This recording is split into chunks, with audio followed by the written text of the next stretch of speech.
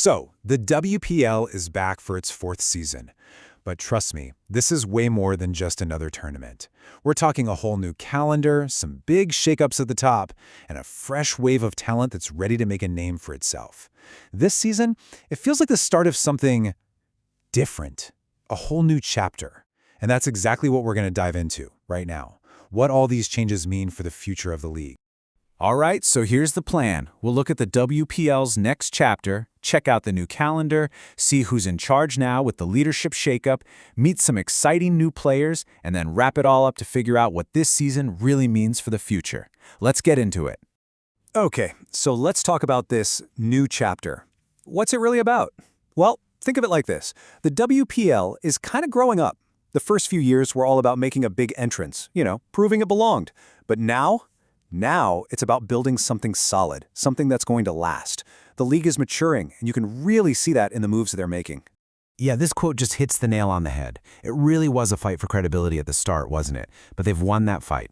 So now the focus is shifting. It's turning inward. It's less about just grabbing headlines and more about, well, depth.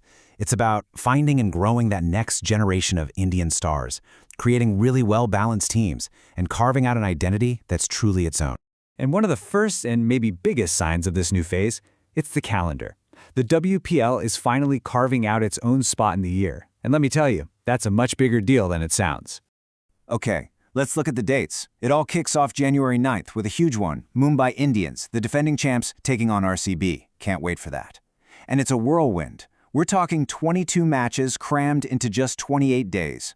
Oh, and get this, doubleheader Saturdays are back. We haven't had those since the very first season. So get ready for some serious non-stop cricket. And this right here is why that new schedule is so key. Moving from that busy February-March slot to a dedicated January-February window, that's a game changer. It means that WPL isn't fighting for airtime with a bunch of other big tournaments anymore. For that month, it is the main event. It owns the spotlight. A new calendar is one thing, but you also need new leaders to navigate it. So who's at the helm for this new era? Well, let's just say there's been a serious game of musical chairs at the top. Whoa, okay, just look at this list. It's wild. Jemimah Rodrigues is now captaining the Delhi Capitals, taking over from the legend, Meg Lanning. But wait, Lanning isn't going anywhere. She's just moved over to captain the UP Warriorz. And it's not just the players calling the shots. We've got 3 new head coaches in the mix too. This isn't just a few tweaks. It's a massive shakeup of the league's brain trust. And all these new leaders, they're bringing in a new philosophy. And that philosophy is all about the players. We're seeing this really interesting shift. Teams seem less focused on just signing the biggest international names and are now really investing in the next generation of Indian superstars. Right, so before we meet the new kids on the block, you've got to see who's not playing this year. And it's a big list. Sure, you have someone like Elise Perry withdrawing, but the really telling part? Look at the names that went unsold at the auction. We're talking about absolute titans of the game like Alyssa Healy and Heather Knight. And look, this isn't about them not being good enough. Of course they are. It's a huge signal from the teams. They're thinking differently, they're prioritizing balance, and they're betting on the future. Okay, I'm just going to put this number up on the screen. 154.82. Any guesses? What could that be? Let me give you a hint. It's explosive, and it belongs to one of the most talked about new signings this season. Yep, that's the jaw-dropping strike rate of Lizelle Lee in her last WBBL season. The new Delhi Capitals signing is coming in hot. I mean, 305 runs at an average over 38 is great, but scoring them that fast, she is going to be must-see TV for sure. But as exciting as signings like Lizelle Lee are, the real story, the thing that defines this new chapter, is the young Indian talent coming through. And let's start with a name you're going to want to file away. Deeya Yadav. She's only 16 and she's just been picked up by Delhi. 16 years old? And she's already got an unbeaten 213 to her name in an under-15 match. I mean, that's just insane. People who have seen her play rave about how cleanly she hits the ball, the natural power she has. No surprise she's already being tipped as a big player for the next U19 World Cup. What a prospect. All right, next up for UP Warriorz, it's G. Trisha. Now, if you caught any of the last Youth World Cup, you already know this name. And you know why everyone's so excited about her. I mean, just look at these stats. She wasn't just on the winning team at the Youth World Cup, she was the player of the tournament. Over 300 runs at an average of, wait for it, 77. And she's not just a batter. She took 7 wickets with her leg spin. She is a genuine, bona fide all-arounder. The real deal. Okay, I love this next story. It's one of those great stories of pure hard work and just refusing to give up. This is RCB's new signing, Kotambi. So Kotambi is 27, and her path to the WPL has been tough.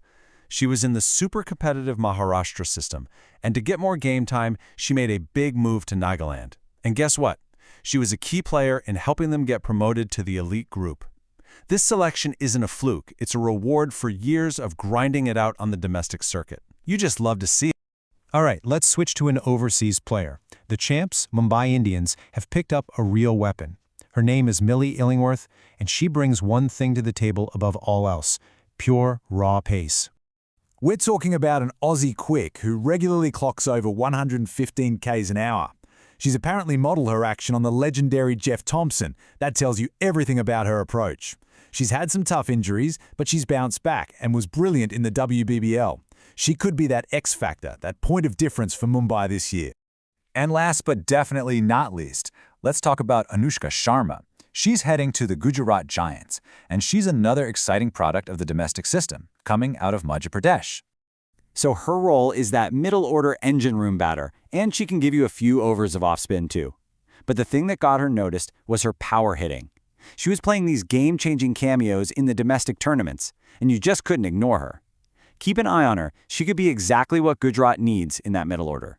So let's pull all these threads together. You've got the new calendar, giving the league its own breathing room. You have new coaches and captains with new ideas, and you have this amazing wave of young talent getting a real shot. It all points to one thing, right? WSPL 2026 is a season of transition.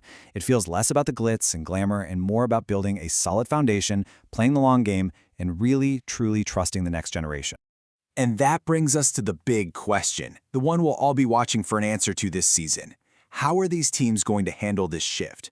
Because the decisions they make, the players they back, the strategies they use, it's not just about who lifts the trophy in 2026.